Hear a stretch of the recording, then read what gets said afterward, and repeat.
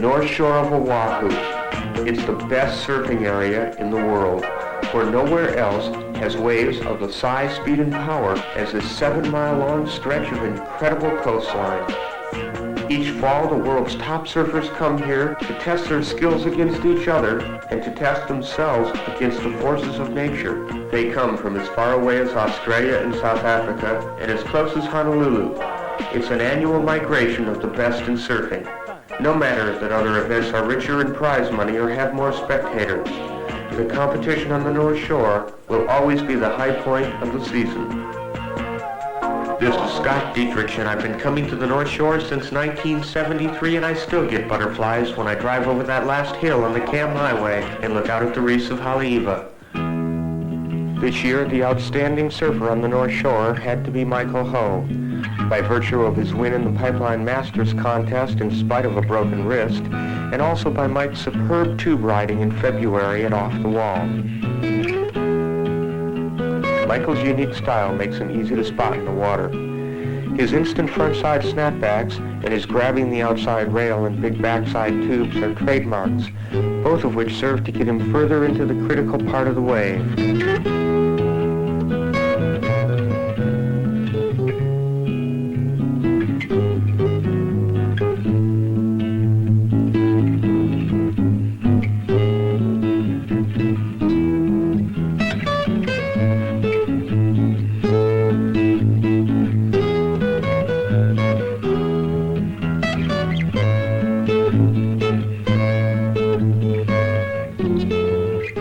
riding a thruster for the last year and a half. It seems to give me the driving feeling of a single fin and the looseness of a twin fin. In surf 8 foot and under, I prefer to ride a board between 5'8" and 5'10". In bigger surf, it depends on size, condition, and feeling. I put as many hours as I can in the water prior to a contest. Jump rope for timing, take my vitamins, and try not to surf as much the day before a competition.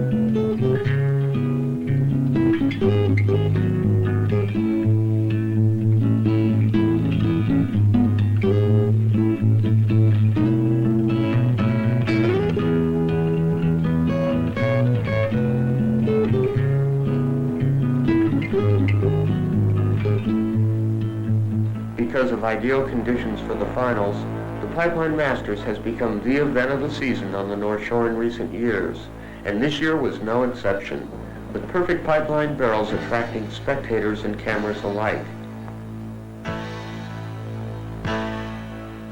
With ideal conditions, the top names in surfing, and the new no-hassle rule, the excitement on the beach was intense. Ironically, the perfect lefts would be ridden only by regular footers, since conditions in the preliminary heats eliminated the frontsiders like Carroll, Lopez, and Blair.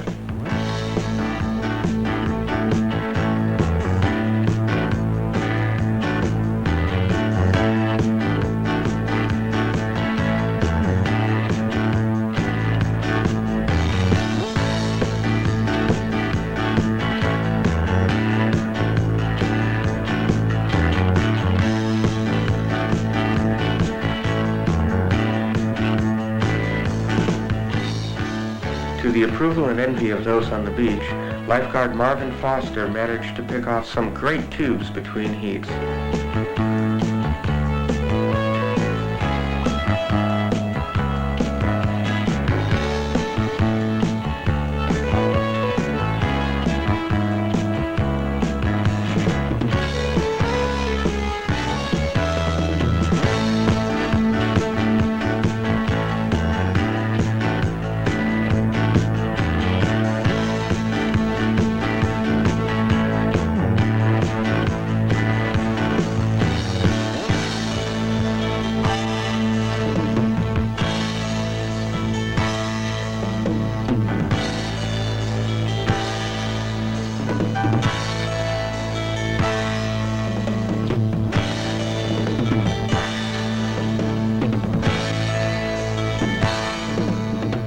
Tube after tube, Michael Ho assured himself of victory and the $5,000 first prize.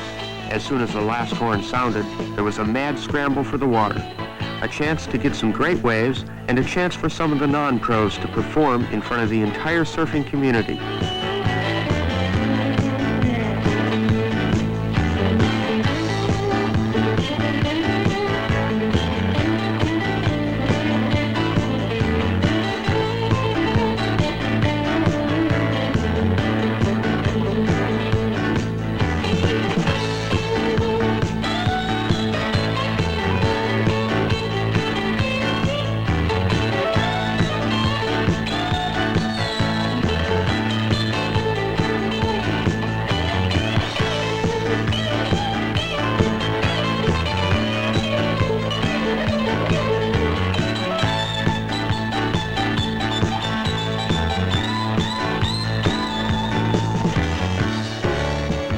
Late in the day, Jerry Lopez paddled out. riding the best waves and showing the style and skill that's made him Mr. Pipeline since the early 70s. But in a freak accident, Jerry's board leaves him with a gash requiring major surgery. There were others less fortunate. The awesome and unpredictable power of the North Shore claimed 3 lives this winter.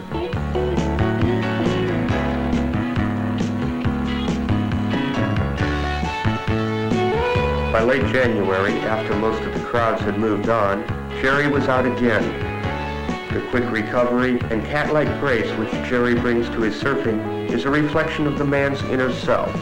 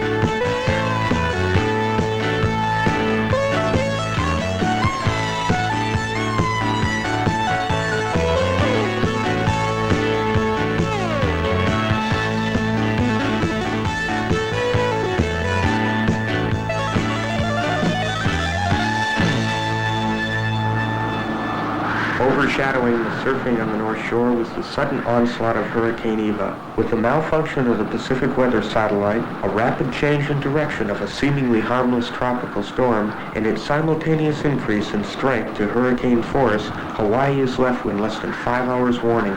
Just before dark, we get these amazing pictures from Pupukea Heights.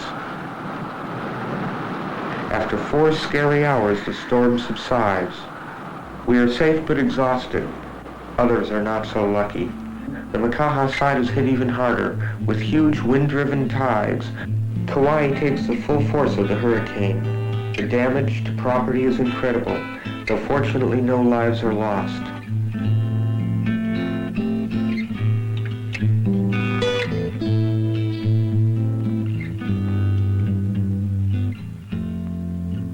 Kauai has many great surfing breaks, the most famous of which is Hanalei Bay.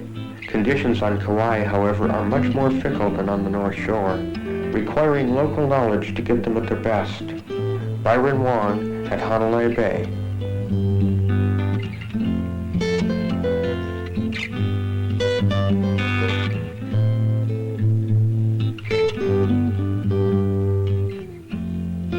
The hurricane nearly destroyed Kauai's famous tree tunnel. Driving to the other side of the island, we returned to last summer and Kauai's south side at Acid Drop.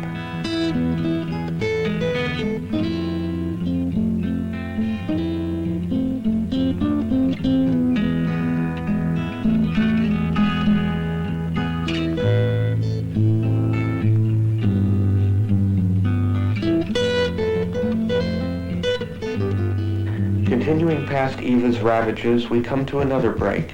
One, like many on Kauai, that requires a 4-wheel drive truck to reach. We join Mike Smith, Margot Oberg, and Byron Wong. Desire is a hunger I can understand, when madness and reason go hand in hand, yeah. We'll pray for a victim to the unspoken word. Not once did you leave them a leg to stand on.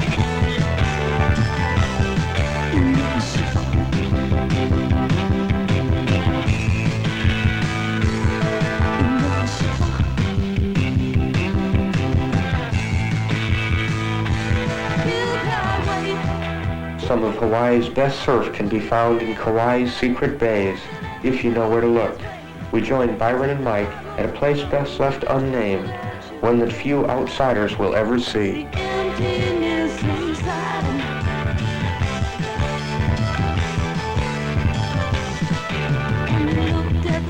Did you lose your eyes when the lambs cry wolf? Better pay attention. Won't be a child, remember where you better get wise, 'cause this doesn't even make an honorable man. This is the longest body surfing ride we've ever seen in a total of 61 years of surfing photography.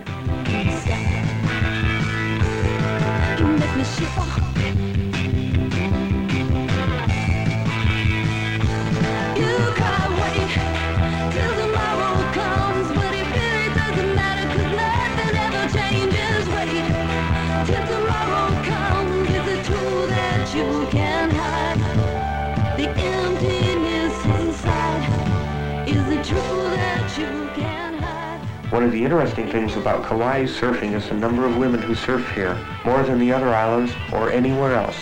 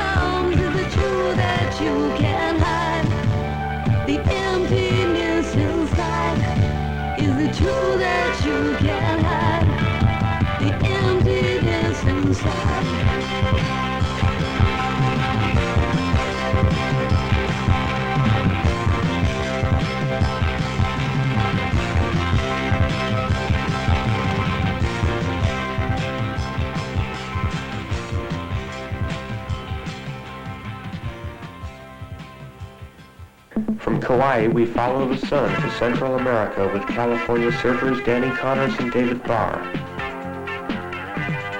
Travel to new or distant lands in the hope of finding perfect waves is one of the most rewarding parts of surfing. It's been an integral part of the sport since the first redwood was strapped on a car and driven to a beach that held the promise of better waves. For David and Danny, the journey is a welcome break in the rigorous competition schedule.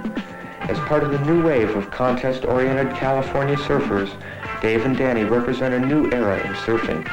Using super-light 3-fin surfboards, they are part of a truly international community of surfers, free from the localism that once limited surfing performance in California.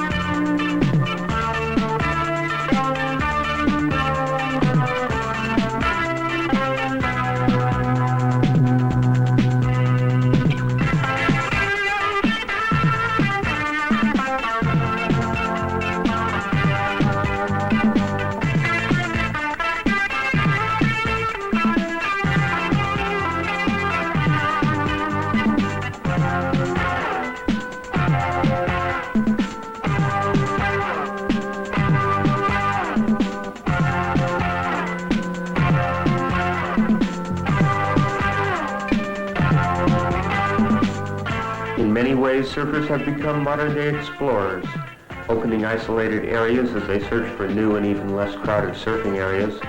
And like explorers of old, they return home with new experiences to share and wearing new clothes that seem to have an uncanny way of turning up in next year's fashions.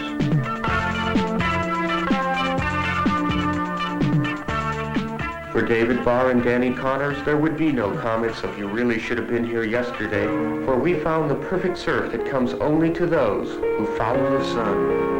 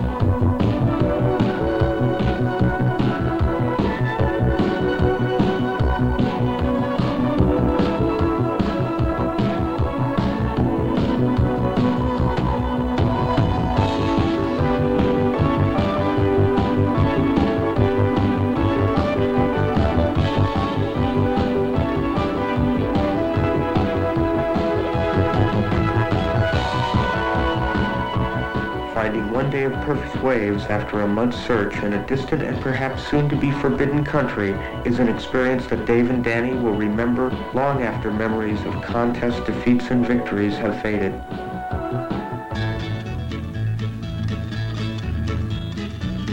Surfing has changed over the years. The new wave of California surfing really is a new level of performance that creates the first real challenge to the Australian and Hawaiian dominance of the sport. While equipment changes and better competitive opportunities have been a major factor in the change, the new wave approach to surfing was actually initiated back in the mid-1970s by Hawaiian Larry Bertleman. There's a difference between surfing and riding a wave. There's a lot of people who can ride a wave, there's not too many people who can surf one.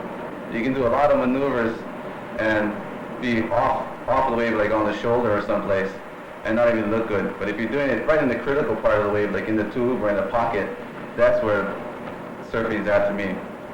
I started the hard off the bottom and off the top surfing in about 1970. I saw everybody doing straight line surfing, telegraphic cutbacks, go out, cut back, and maybe bottom turn and hit the lip. I decided to move all of those lines into one short maneuver, one fluid turn, and kept everything power turning. I figured the shorter you can do the turns and the harder you can do it is where I wanted to go at that time. And just now, lately, people are starting to catch up. They're doing turns in the tube now, not like before where everybody doing straight line trim. Doing hard turns off the bottom and on the top of the tube.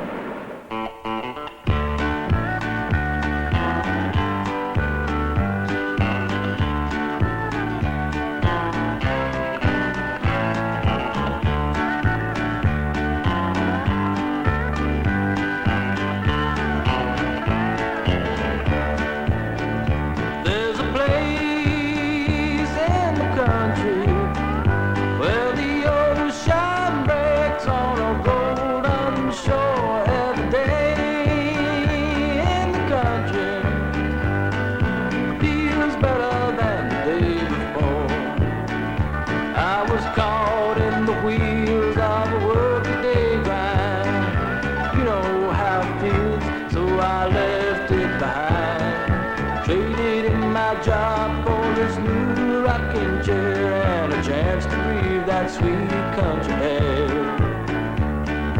Back home in the city, life is passing people by. They're worrying about the mortgage and working 9 to 5. But all that city hustle only makes me understand just how good I have it here, lying on the sand. There's a place in the country where the ocean breaks on a golden shore every day in the country. It feels better than the day before.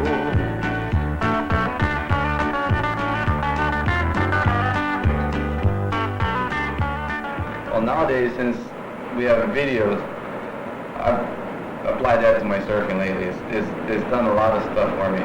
One thing, what I do is I film myself surfing on one board, and I go in and I watch it, see how it feels first riding it, opposed to how it looks surfing it.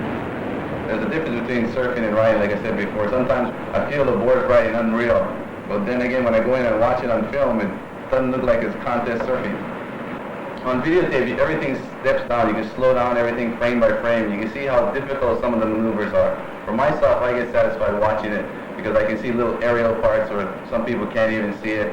But I see a lot of times where I shift my weight on the board and how many times I shift my weight on the board. And that I didn't even know until I saw myself on film.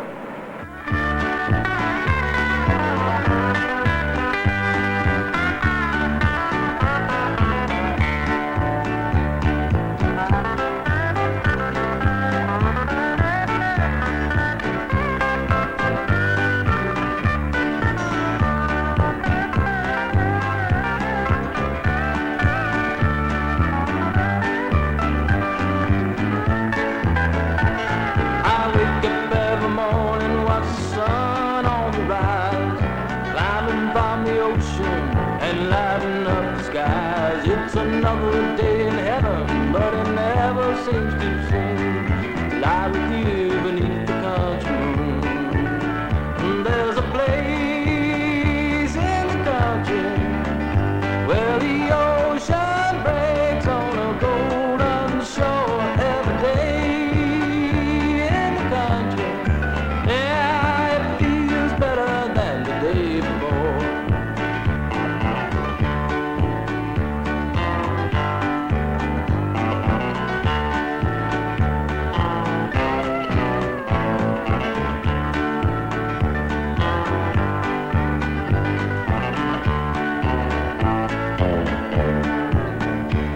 In the future, surfing might be going to aerials.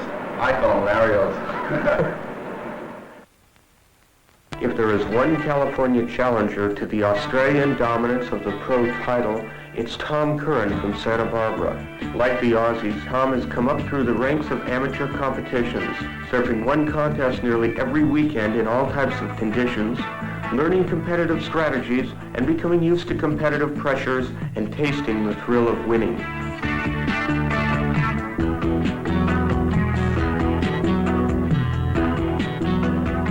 As top NSSA competitor, Tom got to go to Hawaii last year, where his performance in smaller surf was impressive, if not commanding.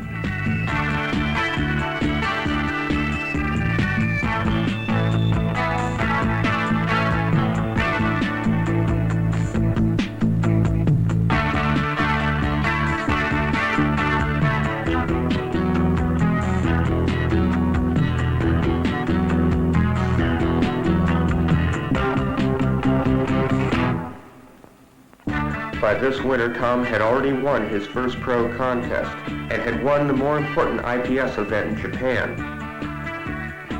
Later this year, at his home break of Rincon, we could see a marked improvement in Tommy's surfing from the previous winter. For the first time, Tom looked powerful as he carved off the lip, playing on the face of the waves.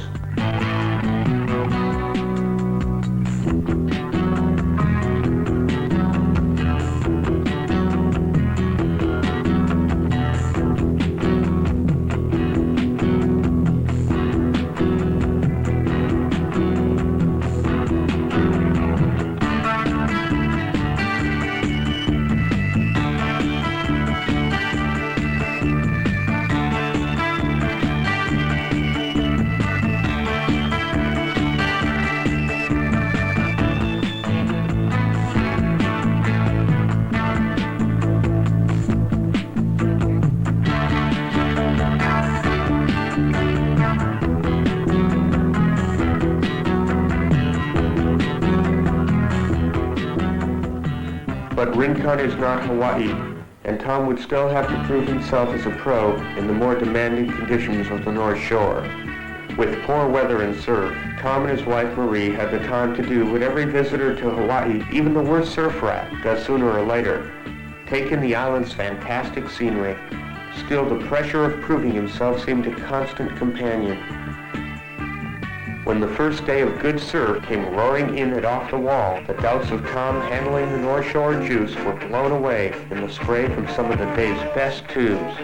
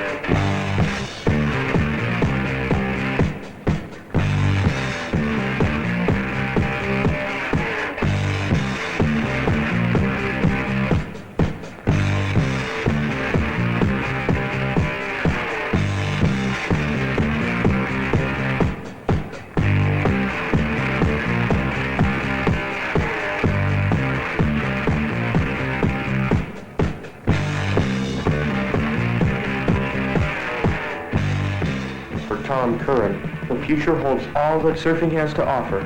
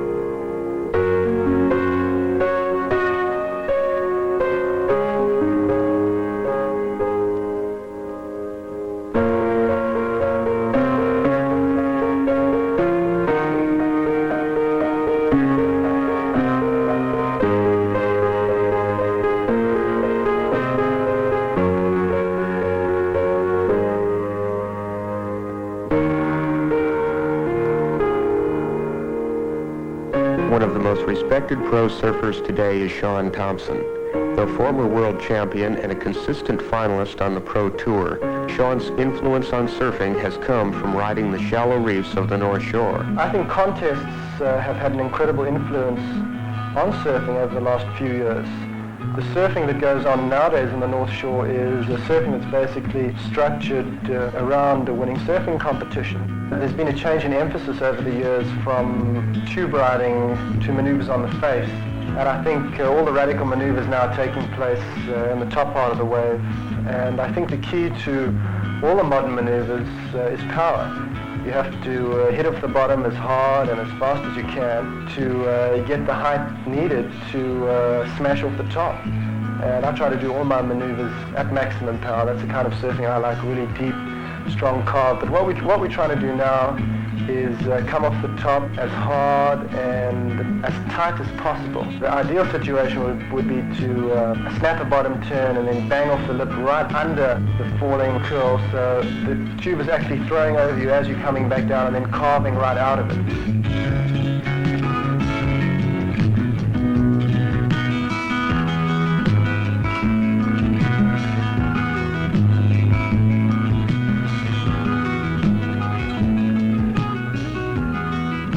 Shaun has so much control that it's easy to miss how radical his surfing really is. He seems to always be in the right position on the wave and seldom falls. Going through our footage of Shaun, which we shot in January at Backdoor and Off the Wall, we became aware of how much he had advanced his surfing from last year. His off-the-lips were higher and his snapbacks harder. With a slow-motion camera, we could see how much further he was extending his body in each maneuver.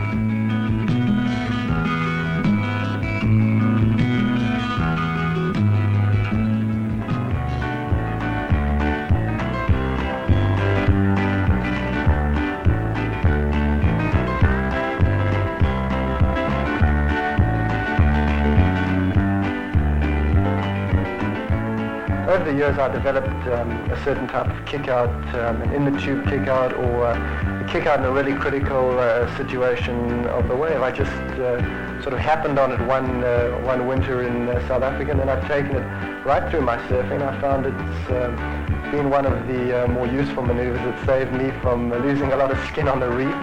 And basically all it needs is a lot of commitment, a very, very hard bottom turn at a critically late stage, and then what one has to do is actually jam out through the face of the wave at maximum speed, never holding the outside rail of your surfboard. A lot of kids, when they try to do a takeoff, punch the turn, and try to get through the back and pull the nose of the surfboard along with them and just end up going over the falls. I think more than any one thing, that through the back pull-out that I do has enabled me to ride in the tube deeper, longer, and more safely than most other people, because I've always got that chance of a super quick exit. Well, if you don't make it, you really suffer the consequences. Bodyboards were long regarded as more of a toy for kids than a real part of surfing. But when Jack the Ripper Lindstrom started riding Big Pipeline in 1981, the whole surfing world took notice. Today, bodyboarders even point the way for the future of surfing.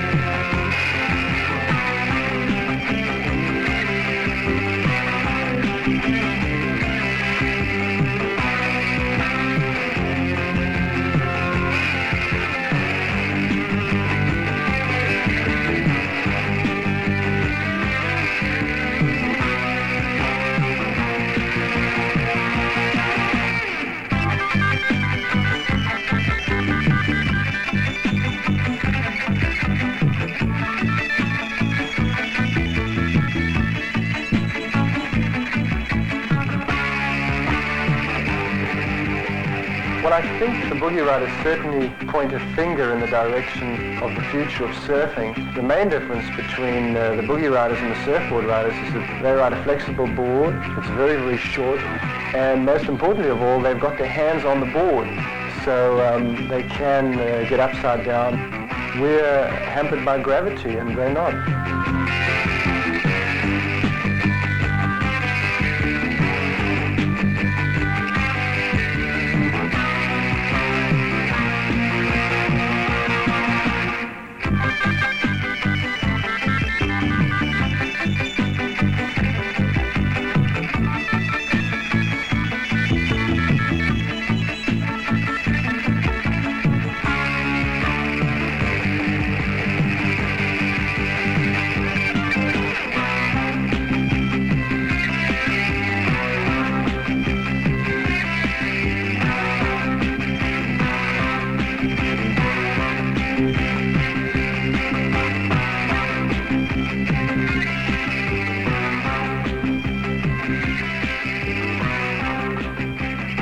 The Caribbean. There are hundreds of islands here, though most are accessible only to those with a boat or seaplane. But the long wait between swells can drain your desire for exploration, and the heat can make you crazy. Finally, we escape the doldrums. With Hawaiian Randall Kim and Pat Mulhern and Clyde Rogers from Florida, we have chartered our way to one of the largest of the many secret surfing hideaways. The waves are perfect for hot dogging and the water is super warm, though we often wear t-shirts or vests for protection from the piercing sun. Anytime you want, anything you like, any place to go, not everywhere is right. It's that chance you take for that lucky break. Down the road, oh,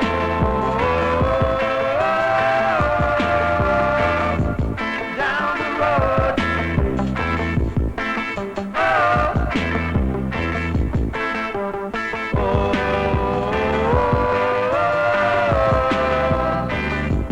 down the road. It didn't take the local kids long to realize what surfboards were all about.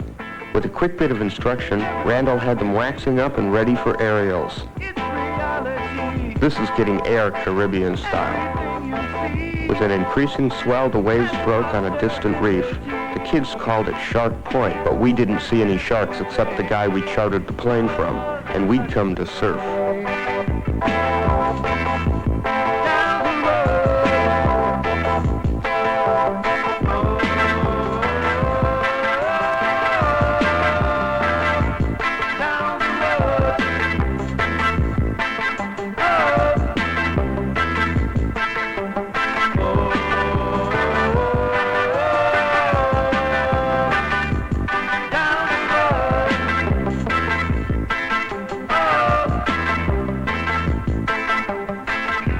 In this world you try to believe it's your fantasy. With commitments back in Hawaii, it was time for Randall to return home. As the sun set, we said goodbye to this Caribbean island hideaway. With Pat and Clyde, we decided to spend the last couple days of our trip in Puerto Rico. We drove to the west side, where winter swells produce some of the largest waves in the Caribbean. Pat assured us he knew the way, but then he also said he was a safe driver.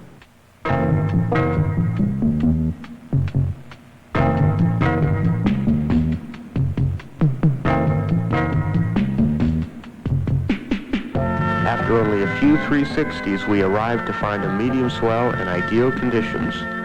In only a few minutes, Pat and Clyde had changed and were back in the water. Surfers from Florida learn very quickly to make use of whatever surf is available, since conditions there are so inconsistent.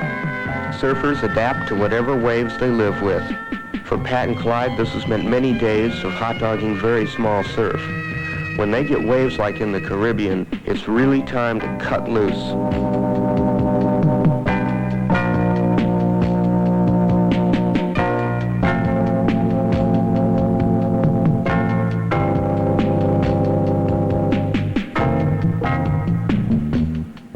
not seeing any women in a couple of weeks can have a strange effect. The next day the swell was up, but we had reservations home. It's the one problem with the discount fares. You have to plan waves 7 days in advance.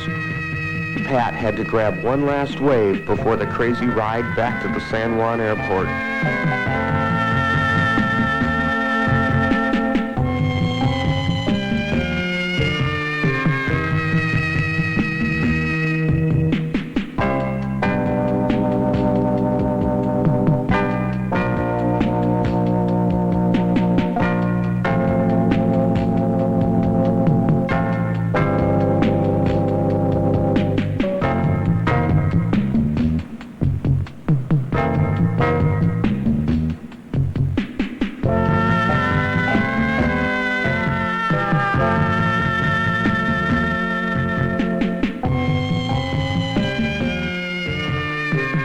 Saying goodbye to Pat and Clyde, we decided to give up our discount flight and return to the waves.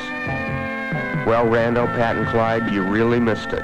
By staying the extra day, we got some of the biggest waves ever on the west coast of Puerto Rico. With our luck holding, we ran into local pro Jesse Fernandez and Hawaiian Bobby Owens.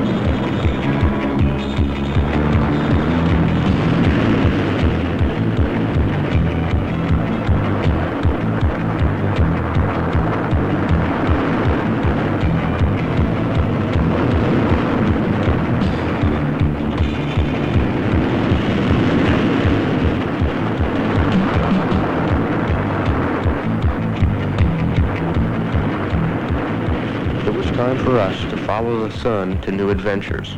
Saying goodbye to Bobby, Jesse, and all our friends at El Playero Surf Shop, we headed home, even managing to use our now expired air ticket.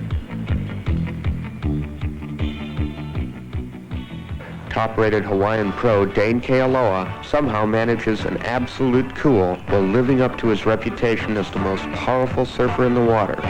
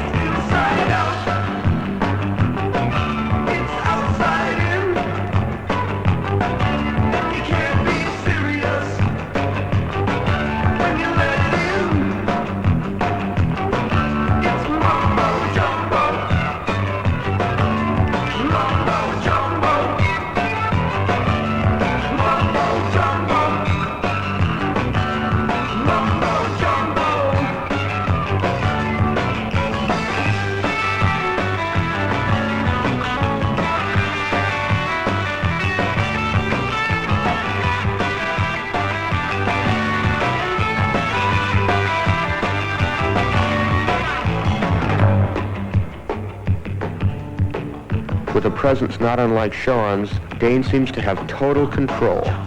His explosive burst of speed, however, are often totally unexpected.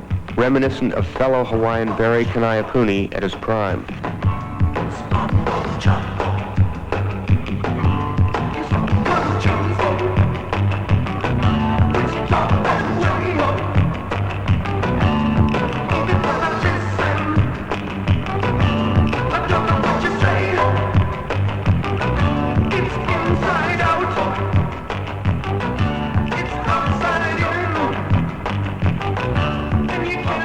With 30,000 people watching on the beaches of Huntington, the LP Pro was the biggest surfing event ever held in the United States.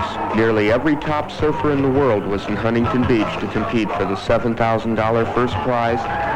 In tribute to meet directors Ian Cairns and Peter Townend, the contest was run smoothly and efficiently, and even had good surf. We've got beach break conditions today, about 5 feet, and Shane Horan being a beach break specialist, I think he's got a good chance out here. But we've also got Tommy Curran, who's fresh off winning the World Amateur Surfing Championship in Australia, and I think he's going to be a real threat. And of course you can't discount Mark Richards, who's the world champion, and Sean Thompson. Those guys, you know, they're always in there fighting to the very last, and you know, it'll shape up to be a hot. I predict all those guys will be up there when it all comes down.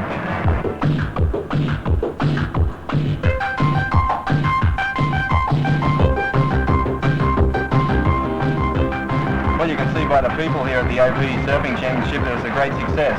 I think the reason that it was such a success is because we brought in things that the other events haven't used. We used an automatic scoring system, so you knew what was going on. Another thing is we brought in the buoy system, so guys didn't have to hassle anymore. They could get priority, and it stopped the hassling that's been going on the tour, and we got back to surfing. And that's what the people come to see. They come to see the surfing, you know. They don't come to see some guy hassle another guy. As you can see, there's 30,000 people here, and we're stoked.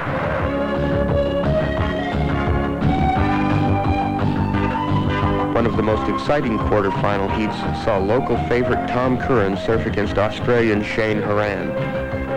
Though Tommy surfed well, Shane refused to give ground and finally positioned himself into the wind.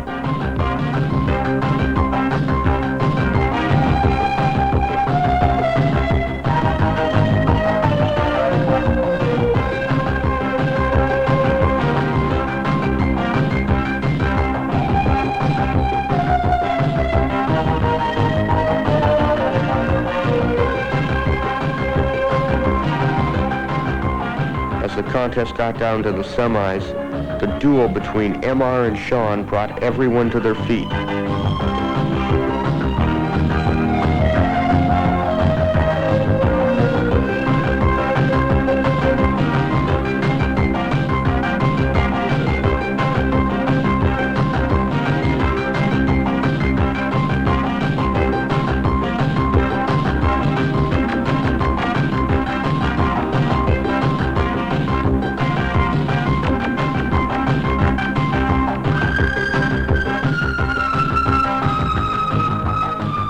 Matching each other wave for wave in some of the biggest surf of the contest, the battle wasn't decided until the final horn.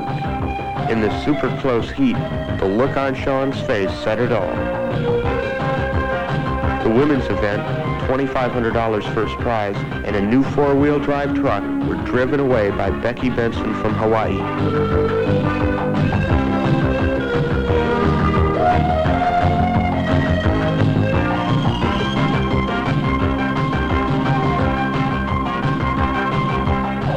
With 30,000 people cheering them on, the final duel was between Sean and Shane.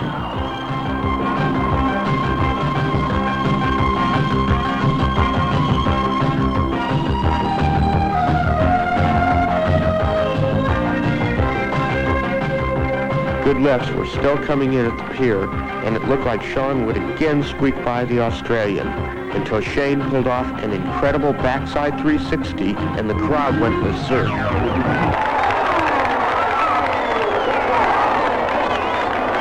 Shane Horan and Becky Benson, the champion, 30,000 people. I think it'll really a great thing for California surfing, probably the most successful thing that's ever happened here, and it's great to see. They say there's something magic about the island of Maui, and that was before sailboarding was even invented. Onshore winds and increasing swells at Ho'okipa create the best conditions in the world for windsurfing.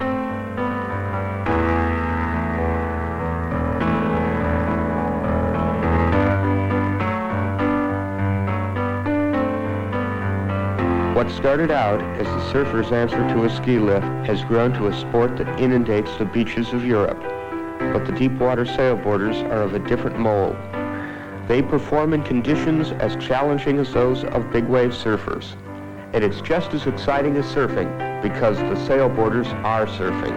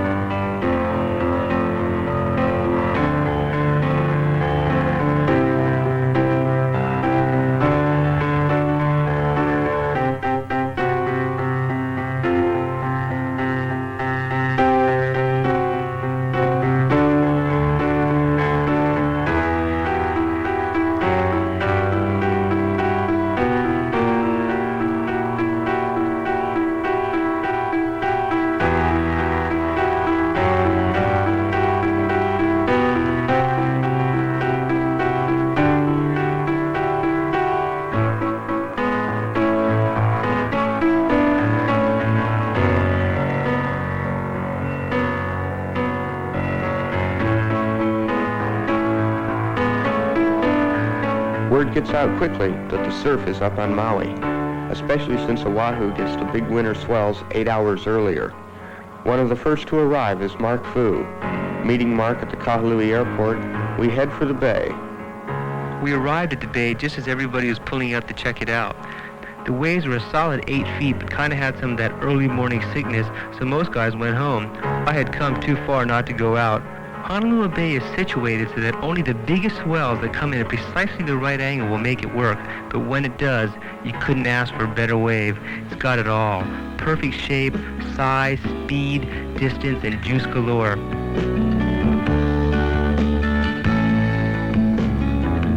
I had been out about an hour when the sun started breaking through and the wind started to blow out of the valley behind the bay.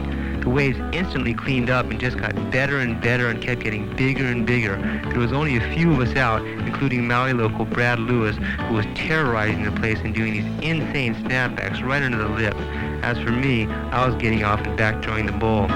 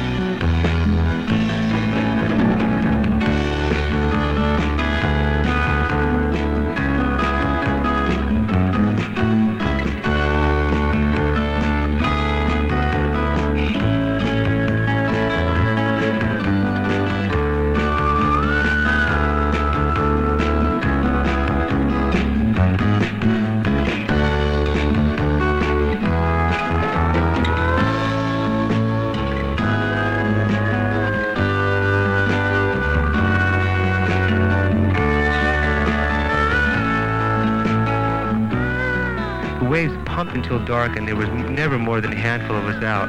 It was the kind of surfing you dream about. That night we stopped into the weather station to check the surface charts. We found out that the swell would be coming back up, but the winds would be changing direction, so we decided to go look for the secret left that I had heard about. When we found it and I saw it, I couldn't believe it. It was 10, 12 feet and barreling.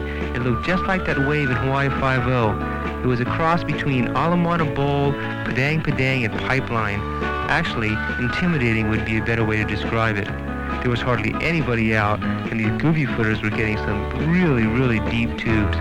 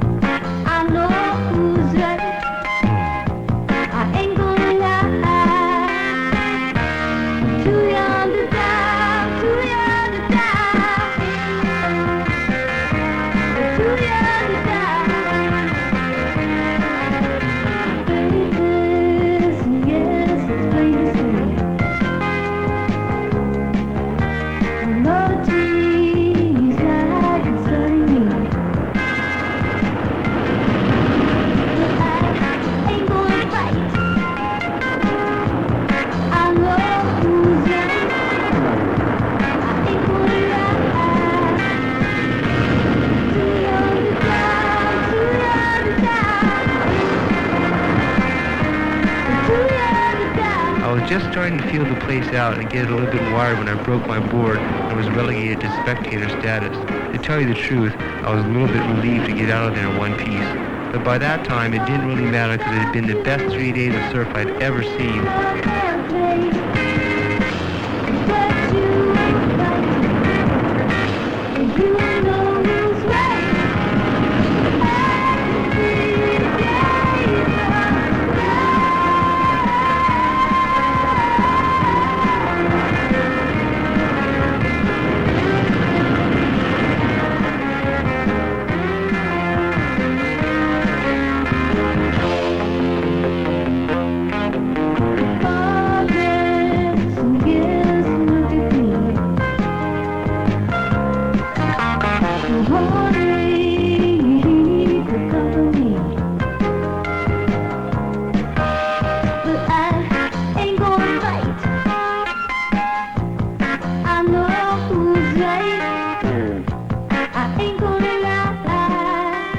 Trouble in paradise.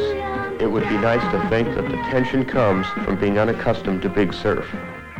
I guess it's not surprising that there are so many missiles in the world when even in the water we find cause for battle.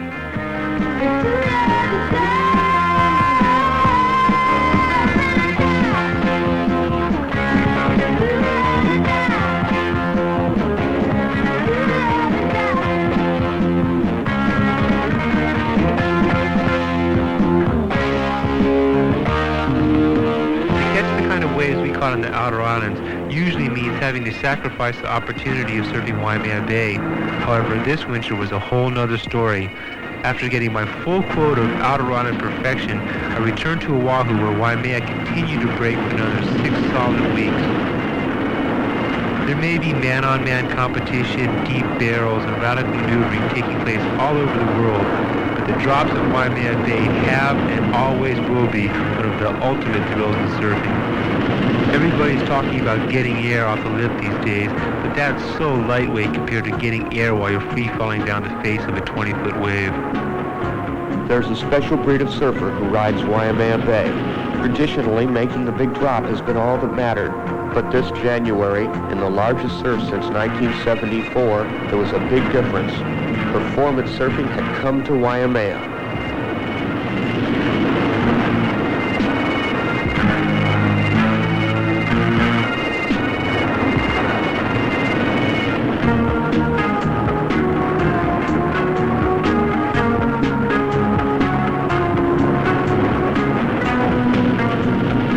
Booby Jones was clearly the outstanding surfer, riding the bay like sunset and actually getting tubes.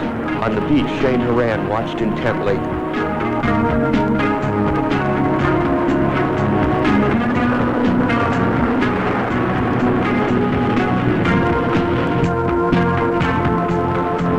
Shane makes his move. His 5'8" would have been laughed at in past years. It's the same board he rode at 4-foot Rocky Point.